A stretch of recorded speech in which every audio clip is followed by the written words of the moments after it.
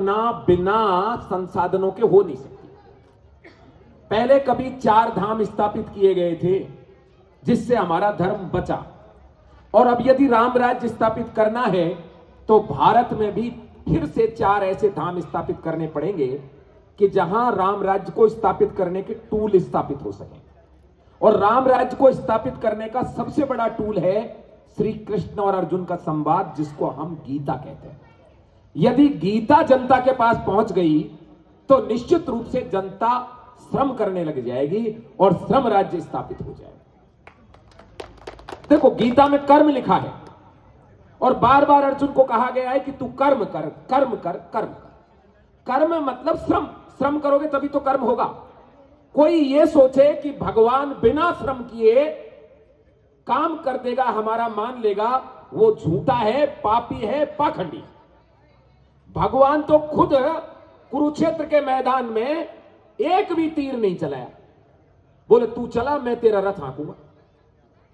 तो श्रम राज्य के जरिए ही राम राज्य स्थापित हो सकता है। जब तक व्यक्ति कर्म नहीं करेगा तब तक आप राम राज्य की बात कर रहे हो, रावण राज्य भी स्थापित नहीं होगा तब तक। राम राज्य क्या है? राम राज्य, राम राज्य है जहां प्रत्येक व्यक्ति आनंद में रहता हो, जहां प्रत्येक छोटे से छोटा आदमी भी व्यक्तिगत जीवन में राजा से अपनी तुलना कर सके। धोबी वाली कहानी जो अपन सुनते हैं, उसने क्या कहा कि वो राम कर सकते हैं, ऐसा मैं नहीं कर सकता। लेकिन इस बात की पता लगते ही माता सीता बिना राम के आदेश के भी वन को चली गई। ये है राम राज्य। ये है राम राज्य कि जहां बड़ा भाई वन में गया है तो छोटा भाई सिंहासन पे कढ़ाऊ रख लेता है। ये है राम राज्य। और उस राम राज्य की स्थापना के लिए हमको केंद्र चाहिए। और वारकरी संप्रदाय से अच्छा मैंने ऐसा कोई संप्रदाय इस समय भारत में नहीं देखा जो पाखंड रहित भगवान कृष्ण के आदेशों की पालना कराता हो। बोलिए जगत गुरु तुकाराम जी महाराज की जय। मैं जिस राजस्थान से आता हूं ने भामरे साहब, वहां नहीं आप मत जाइए, आपका तो नंबर आ रहा है अभी, आपके लिए भी तो है मेरे पास नंबर। वहां मीराबाई को बहुत पूजा जाता है। ये अलग बात है कि अर्जुन राम जी मेघवाल की कल जबान फिसल गई कि वो कहने लगे कि मीराबाई के पति खानवा के युद्ध में वीरगति को प्राप्त हो गए। खानवा के युद्ध में वीरगति को नहीं प्राप्त हुए, उससे पहले ही चले गए थे। वो कहने लगे कि 1 साल में ही चले गए, उनको ये भी नहीं पता 7 वर्ष तक जिए थे भोजराज जी। और फिर कहने लगे कि उनके देवर विक्रम उनसे शादी करना चाहता था।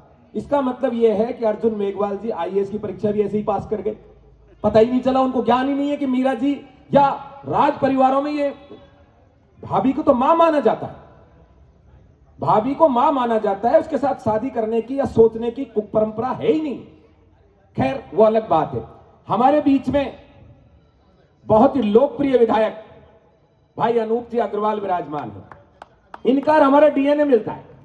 मैं सूर्यवंशी राम का वंशज हूं और ये सूर्यवंशी महाराज अग्रसेन के वंशज हैं। और ये उठ के जा रहे थे, कैसे जाने दूंगा बताओ? हम सबको रामराज बातों से नहीं आएगा, नारों से नहीं आएगा। ये तो बहुत दिन से अपन लगा ही रहे हैं, 2 पीढ़ी तो लगाते लगाते चली गई। इस 2 पीढ़ी में उधर इतना बढ़ गया कि रामराज की बात कर रहे हो, अपने जो बच्चा कुचा राज्य बचाना भी भारी पड़ रहा है। अब तो कृष्ण की नीति अपनानी पड़ेगी कि ये सामने खड़े हुए को तू मार, और नहीं मारेगा तो मैं तुझे मार दूंगा। मेरा आदेश का यदि पालन नहीं करेगा तो जीवित नहीं रह सकता। तो अनूप भाई अग्रवाल जी, आपको बहुत बहुत बधाई। आप बहुत अच्छे लोकप्रियता से चुनाव जीते हैं और अपने लोगों के बीच सेवा करते हैं। क्योंकि मैं तामथरे में हूं, वहां तक आपकी खुशबू जाती है। स्वामी कौशल किशोर जी महाराज ने तो अपना उद्देश्य बता ही दिया है। ये 2 बार मर के और जी चुके हैं। नहीं सही में, ये 2 बार इनका डेड बॉडी घर आ गई है। और इनकी बहन नहीं आई थी इसलिए इनको चिताग्नि नहीं दी, नहीं इनका काम भी तमाम हो जाता।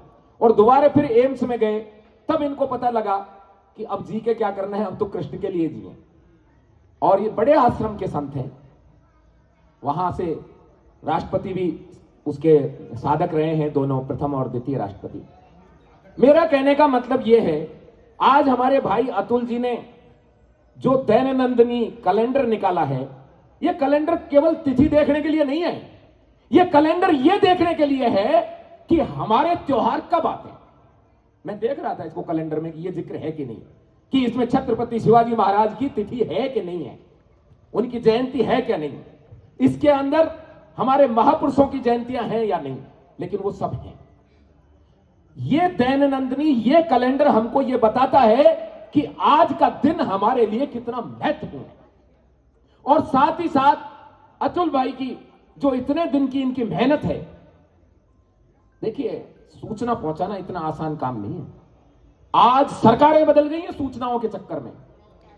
सारी सरकारें, दिल्ली की जो सरकार बनी थी केजरीवाल जी की, वो आईटी ने बनवा दी, और सरकारें बदल जाती हैं आईटी से। और आईटी का ही सबसे बड़ा जो भीष्म पितामह की तरह आईटी का पितामह है ये अखबार। इंफॉर्मेशन टेक्नोलॉजी का पितामह तो अखबार ही है ना। और ये भी अब सब ऑनलाइन होंगे मेरे ख्याल से, ये भी आपका डिजिटल में आएगा, सब चलेगा। अतुल भाई का ये जो श्रम राज्य है, मैं वासुदेव श्री कृष्ण की ओर से इनको वचन देता हूं, ये श्रम राज्य राम राज्य की स्थापना में एक नींव का पत्थर साबित होगा। हम सब जो तामथरे धाम है, पूज्य महाराज जी ने बता ही दिया है, वहां केवल घंटियाड़ी नहीं बजेगी कि बस सुबह शाम लिया और घंटियाड़ी बज गई। भाई कन्वर्जन क्यों होता है?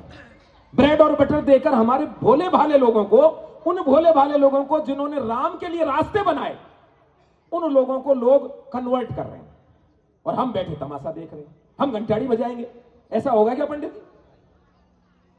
हमारे उन भाइयों को जो लंबी यात्रा में कहीं पिछड़ गए, हमारी जिम्मेदारी है अपने भाई का हाथ पकड़कर, उंगली पकड़कर अपने साथ बिठाने। उसके लिए इस तामथरे धाम में जो श्री राधा कृष्ण प्रेम मंदिर है, इसमें उनके लिए शिक्षा की व्यवस्था होगी और उनको संस्कार के साथ ग्लोबल शिक्षा, आधुनिक शिक्षा और विश्व स्तर की शिक्षा दी जाएगी। हमने इसका फॉर्मेट तैयार कर रखे। इसके बाद हमारे किसानों को प्रशिक्षण केंद्र होगा और डॉक्टर साहब वहां चिकित्सकों की मदद लेकर हम उनके चिकित्सा की भी ध्यान रखें। मेडिटेशन होगा और हमारे युवा पीढ़ी को संस्कार सहित काम, अर्थ, धर्म और मोक्ष चारों पुरुषार्थ प्राप्त कर सके, इसकी व्यवस्था होगी। और ये जो तामथरे का धाम है, ये अकेला तामथरे या धुले को ही नहीं, पूरे महाराष्ट्र को ही नहीं, पूरे देश को दिशा देगा, ऐसी मेरी कामना है। यदि आप लोग इसको पूरा करवाओगे तो हम सब आपको धन्यवाद करेंगे। आप सबने बहुत जबरदस्त स्वागत किया। भाई अतुल जी, आप इधर आइए।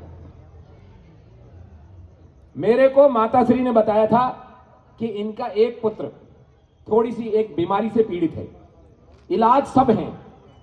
मेरा बिल्कुल यह कहना है कि आज के बाद वो बिल्कुल ठीक होता जाएगा और बाद में उसको जीवा आयुर्वेद में फरीदाबाद में डॉक्टर प्रताप चौहान का बहुत बड़ा है, वहां आप एडमिट कराइएगा, दिखाइएगा।